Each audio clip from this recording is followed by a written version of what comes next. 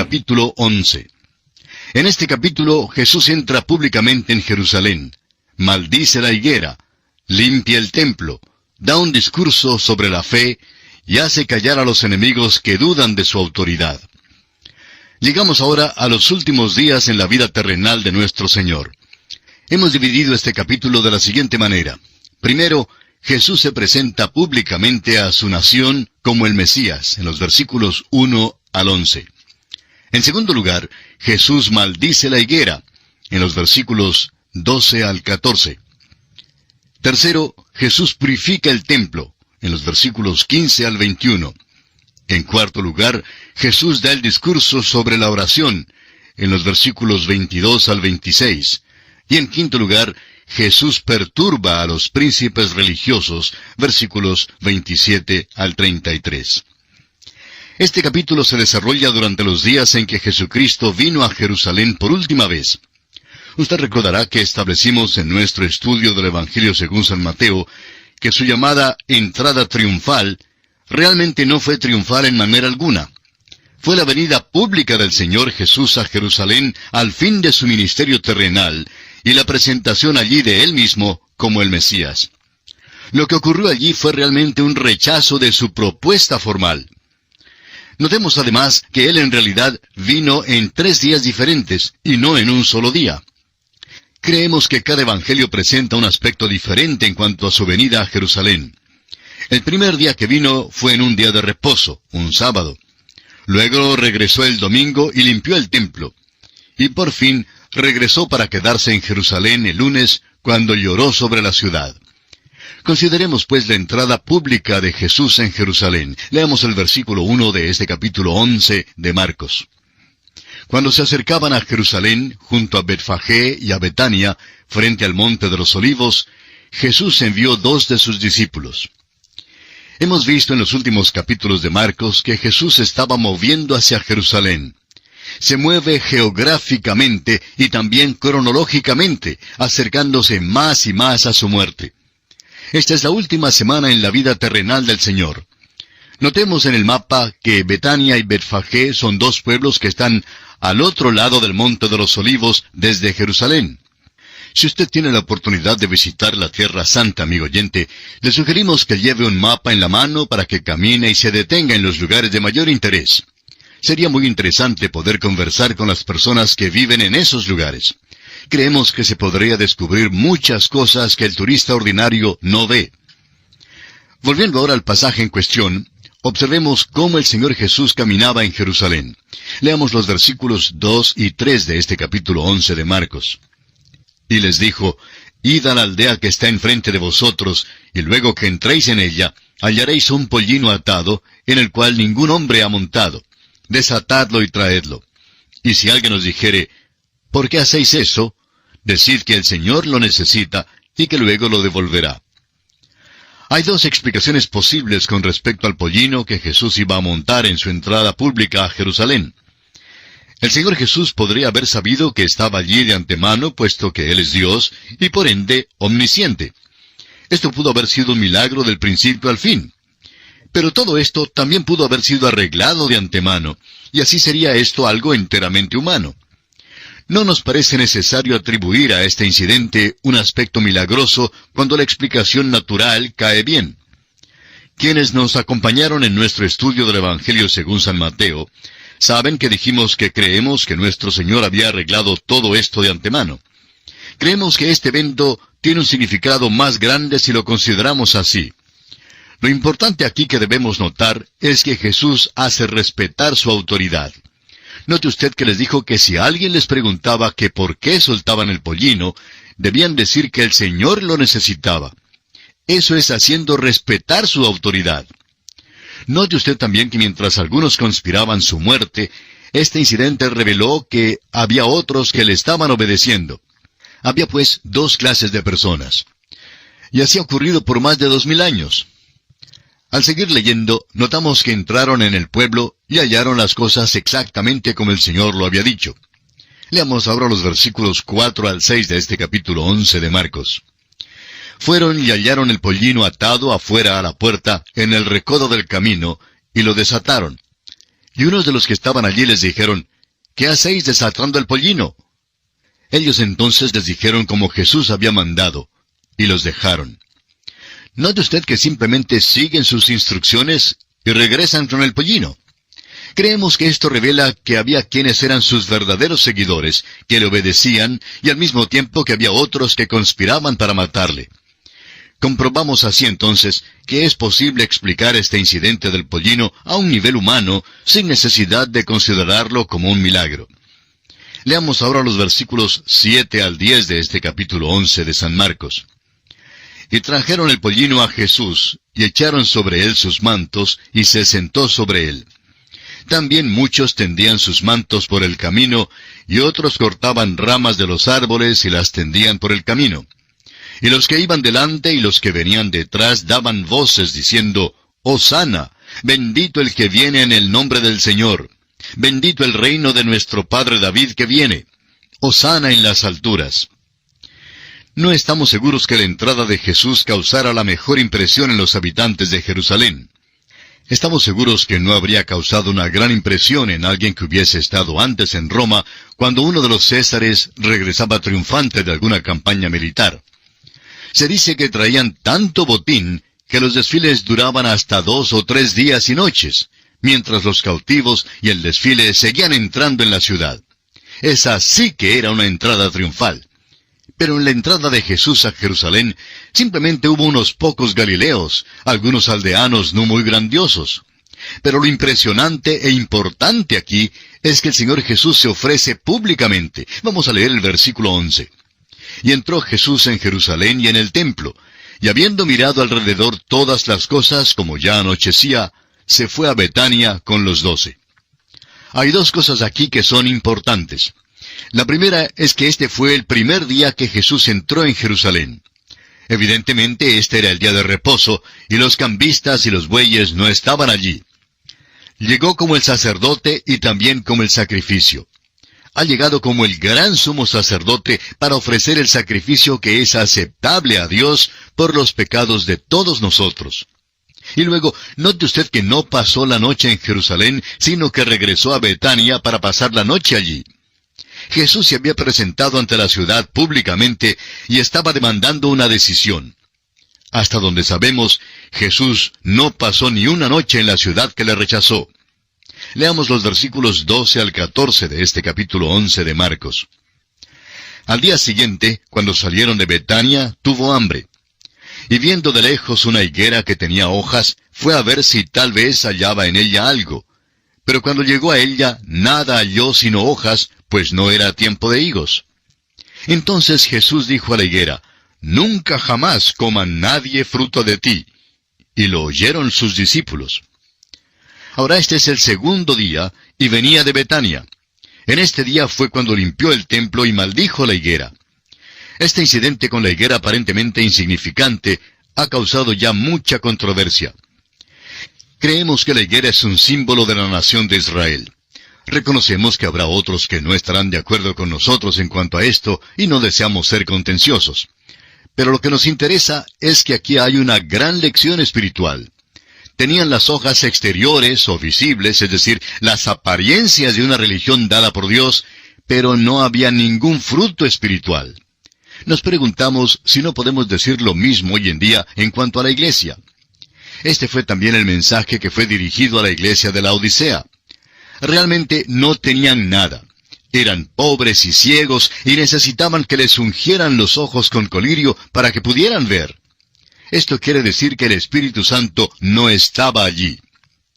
Creemos que esto es lo mismo que menciona Isaías en el capítulo 29, versículo 13, donde dice, Dice pues el Señor, porque este pueblo se acerca a mí con su boca y con sus labios me honra, pero su corazón está lejos de mí y su temor de mí no es más que un mandamiento de hombres que les ha sido enseñado. Y consideramos, amigo oyente, que esta es la condición de la iglesia en nuestros días. El Señor Jesús maldijo a la higuera. Y Mateo nos da otros detalles adicionales y dice que la higuera se secó. Y pasamos ahora al siguiente aspecto en consideración en este capítulo 11 del Evangelio según San Marcos. Leamos el versículo 15. Vinieron pues a Jerusalén, Y entrando Jesús en el templo, comenzó a echar fuera a los que vendían y compraban en el templo, y volcó las mesas de los cambistas y las sillas de los que vendían palomas. Vemos pues que fue en su segunda visita a Jerusalén que Jesús limpia el templo. El apóstol Juan nos dice que Jesús limpió el templo al principio de su ministerio, y ahora vemos que lo limpia una vez más al fin de su ministerio. No hay duda alguna que esto no tuvo lugar en el día de reposo, sino en el domingo. Los cambistas no estaban en el interior del templo. En realidad, tenían un lugar en el mercado de valores. Tenían un banco en el mercado de valores y estaban allí para que, cuando los extranjeros llegaran de otros países, pudieran cambiar sus monedas. Los extranjeros no podían usar la moneda del exterior, sino que necesitaban tener la moneda legal del templo. Cuando estos cambistas cambiaban el dinero, claro es que cobraban a los extranjeros un porcentaje. De cierto modo, esto se había organizado para servir, para un buen fin, pero las cosas llegaron a tal extremo que nuestro Señor dijo que el templo había llegado a ser una cueva de ladrones. Llegó a convertirse en un fraude sistematizado de la religión. Y encontramos que siempre existe el peligro en cualquier empresa cristiana. Por eso mismo hay que comprobar si las organizaciones a las que uno ofrenda son buenas o no. Tenemos que admitir que es algo difícil investigar los ministerios radiales, pero si usted, amigo oyente, por alguna razón se encuentra algún día en el sur del estado de California, en los Estados Unidos, nos gustaría que nos visite en nuestras oficinas principales en Pasadena. Nuestras oficinas no son de lujo ni espaciosas. Son muy cómodas y gracias a Dios que no tenemos que pagar alquiler. Siempre tratamos de trabajar de una manera muy económica para poder emplear el dinero en el costo de las transmisiones. Y creemos que es importante que usted sepa esto. Nuestro Señor, pues, limpió el templo. Creemos que Él limpiaría muchos otros templos e iglesias hoy en día. No queremos que Él venga a nuestras oficinas a través de la Biblia con un azote de cuerdas. Sabemos que siempre hay cosas que deben ser desenmarañadas, y sin duda nosotros no somos una excepción. Pero esperamos sinceramente y creemos que estamos glorificando y honrando a nuestro Señor. Y llegamos ahora al tercer día, y también al siguiente aspecto en consideración en este capítulo 11 del Evangelio según San Marcos. Leamos los versículos 20 y 21. Y pasando por la mañana, vieron que la higuera se había secado desde las raíces. Entonces Pedro, acercándose, le dijo, «Maestro, mira, la higuera que maldijiste se ha secado». Esto hace que nuestro Señor dé su discurso sobre la oración. Los discípulos se maravillaron de la higuera, y esto da origen al discurso del Señor. Y es que la presentación pública de sí mismo como el Mesías no fue una entrada triunfal. Él fue rechazado, y no creemos que debamos usar el término triunfal, porque la verdad es que no es bíblico en ninguna manera. Espere usted hasta cuando algún día le vea llegando en las nubes, y los muertos en Cristo resucitarán primero. Luego nosotros, los que vivimos, los que hayamos quedado, seremos arrebatados juntamente con ellos. Así como dice San Pablo en su primera carta a los Tesalonicenses, capítulo 4, versículos 16 y 17. Verá usted la salida de aquella multitud grande de millones de santos que han vivido durante los últimos 2000 años. Amigo oyente, esa sí será una entrada triunfal. Creemos que tendrá lugar durante un largo período de tiempo. El arrebatamiento o rapto de su iglesia, la iglesia del Señor, los redimidos por la sangre de Cristo, será en un momento, en un abrir y cerrar de ojos. Pero amigo oyente, esa procesión triunfal será larga y ha de viajar mucho. Él va a guiarla a un nuevo lugar, a una nueva creación. No será simplemente un viaje a la luna, sino a la nueva Jerusalén. ¡Qué cosa más gloriosa será aquella! Eso sí será triunfal. Y ahora el versículo 22 dice, respondiendo Jesús les dijo, tened fe en Dios. Es interesante notar que este discurso sobre la oración de fe resultó de la observación que hizo Pedro sobre la higuera maldecida. Y es que el primer paso de la oración, amigo oyente, tiene que ser la fe en Dios. El escritor a los Hebreos declaró este mismo principio en su carta, capítulo 11, versículo 6, diciendo, pero sin fe es imposible agradar a Dios, porque es necesario que el que se acerca a Dios crea que le hay, y que es galardonador de los que le buscan. Si usted, amigo oyente, no cree en Dios, Entonces, el escéptico tiene mucha razón cuando dice que la oración es un loco hablándose a sí mismo. Tenga fe en Dios. Este es el primer paso. Volviendo ahora al capítulo 11 de Marcos, leemos en el versículo 23, «Porque de cierto os digo que cualquiera que dijere a este monte, quítate y échate en el mar, y no dudar en su corazón, sino creyere que será hecho lo que dice, lo que diga le será hecho». Este es un versículo que es mal comprendido hoy en día. El cristiano no debe quitar y echar literalmente los montes, pero sí necesita el poder de lo alto para el vivir diario y para encarar las montañas de cuidados y problemas. Por eso, el apóstol Pablo oró en su carta a los Efesios, capítulo 3, versículo 16, diciendo, «Para que os dé, conforme a las riquezas de su gloria, el ser fortalecidos con poder en el hombre interior por su espíritu». No ore usted por mí, amigo oyente, para que yo pueda mover montes físicos. En realidad no vemos la utilidad de mover montes físicos. El Señor no está hablando en cuanto a esto. Quisiera decirle con toda franqueza que me gustaría ser fortalecido con poder en el hombre interior por el Espíritu. Eso, amigo oyente, sería mucho más grande que el mover un monte. Eso es lo importante, y es de eso en realidad que Jesús habla aquí. Pero les da esta ilustración visible de los montes para que ellos vean lo que la oración puede lograr.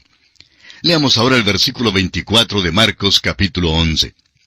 «Por tanto, os digo que todo lo que pidiereis orando, creed que lo recibiréis, y os vendrá». El versículo 22 dice, «Tened fe en Dios». Eso no le da a usted la habilidad ni el poder para mover montañas, ni salir con sus peticiones o sus deseos egoístas. Tenga fe en Dios, amigo oyente, para que la voluntad de Dios se cumpla en su vida. Continuemos con los versículos 25 y 26 de Marcos capítulo 11. «Y cuando estéis orando, perdonad si tenéis algo contra alguno, para que también vuestro Padre que está en los cielos os perdone a vosotros vuestras ofensas. Porque si vosotros no perdonáis, tampoco vuestro Padre que está en los cielos os perdonará vuestras ofensas». Aquí hay una condición que se tiene que satisfacer antes que la oración sea oída y contestada. Un espíritu que no perdona pondrá en cortocircuito el poder de la oración, y esto es muy importante recordar. Dios nos perdona por amor de Jesucristo, según lo indica Efesios 4:32.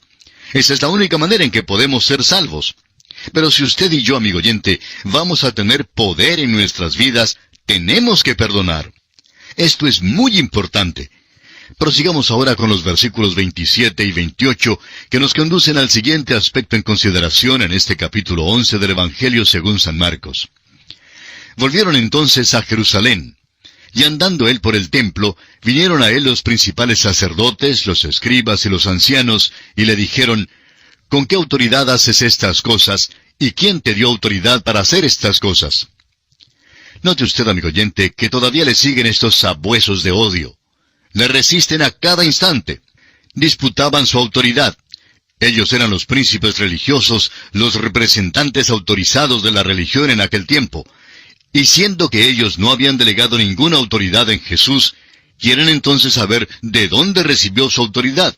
Leamos los versículos 29 y 30. Jesús respondiendo les dijo, «Os haré yo también una pregunta. Respondedme y os diré con qué autoridad hago estas cosas. ¿El bautismo de Juan era del cielo o de los hombres? Respondedme». Aquella era una buena pregunta a propósito, pero la de Jesús fue una pregunta devastadora dirigida a los príncipes religiosos. El caso es que si ellos hubieran dicho que el bautismo de Juan era del cielo, entonces la conclusión obvia sería, pues, ¿por qué no le aceptaron? Por otra parte, si repudiaban a Juan, entonces tendrían que encarar el antagonismo del pueblo, porque el pueblo aceptaba a Juan como verdadero profeta de Dios. Luego en los versículos 31 hasta el 33 de este capítulo 11 de Marcos leemos, «Entonces ellos discutían entre sí, diciendo, si decimos del cielo, dirá, ¿por qué pues no le creísteis? Y si decimos de los hombres, pero temían al pueblo, pues todos tenían a Juan como un verdadero profeta. Así que, respondiendo, dijeron a Jesús, no sabemos. Entonces, respondiendo Jesús les dijo, tampoco yo os digo con qué autoridad hago estas cosas. Estos líderes que creían que lo sabían todo, tuvieron que confesar su ignorancia. Tuvieron que evadir contestar la pregunta de Jesús. Puede arguirse que esto no dio a Jesús suficiente motivo para no contestar la pregunta de ellos. Pero, amigo oyente, ellos en realidad no buscaban ninguna respuesta, solo trataban de atraparle. No tenían ninguna intención de seguir sus enseñanzas, aun si Él les hubiera contestado. Jesús no les contesta porque Él no tiene intención alguna de caer en la trampa de ellos. Y esto para nosotros es una de las grandes pruebas de su deidad, su manera de tratar a sus enemigos. Recuerde, amigo oyente, que cuando los hombres y las mujeres vinieron al Señor con sus preguntas sinceras y como buscadores sinceros, recibieron una respuesta sincera y genuina de parte de Él. Y así concluye nuestro estudio del capítulo 11 del Evangelio según San Marcos. Será Dios mediante hasta nuestro próximo programa, amigo oyente. Es nuestra oración que el Señor le bendiga abundantemente.